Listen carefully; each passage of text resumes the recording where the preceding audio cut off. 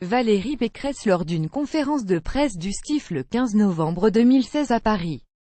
Crédit Éric PIERMONTAFP Thibaut Déléaz et AFP partagé l'article publié le 16 12 018 à 1459 Valérie Pécresse, la présidente Les Républicains de la région Île-de-France, a indiqué mardi 16 janvier sur France Info qu'il lui était déjà arrivé de gifler un frotteur dans le métro et qu'elle le referait. Elle juge que beaucoup de femmes se sentent salies par ces gestes profondément déplacés. Interrogée sur la tribune d'une centaine de personnalités défendant une liberté d'importuner les femmes, notamment sur un passage du texte invoquant le droit pour une femme de ne pas se sentir traumatisée à jamais par un frotteur dans le métro, même si cela est considéré comme un délit, Valérie Pécresse a jugé cette phrase plus que maladroite.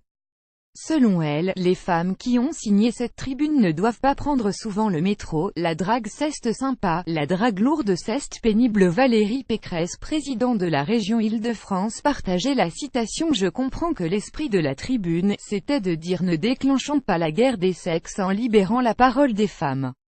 Je pense que là-dessus on est tous d'accord », a-t-elle dit.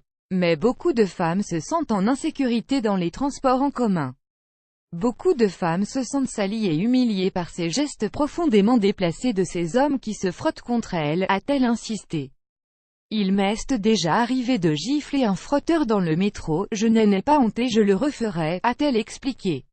Il s'agissait de quelqu'un qui avait essayé de mettre sa main sous sa jupe. Elle a enfin rappelé qu'une campagne de sensibilisation allait être lancée avec la RATP et la SNCF dans les transports en commun franciliens pour lever l'omerta et faire en sorte qu'il y ait des vraies sanctions, des vraies amendes qui soient prononcées lorsqu'il y a des comportements déplacés. J'ai déjà giflé un frotteur dans le métro, je n'ai pas honte et je le referai, dit Valérie Pécresse. La rédaction vous recommande lire la suite.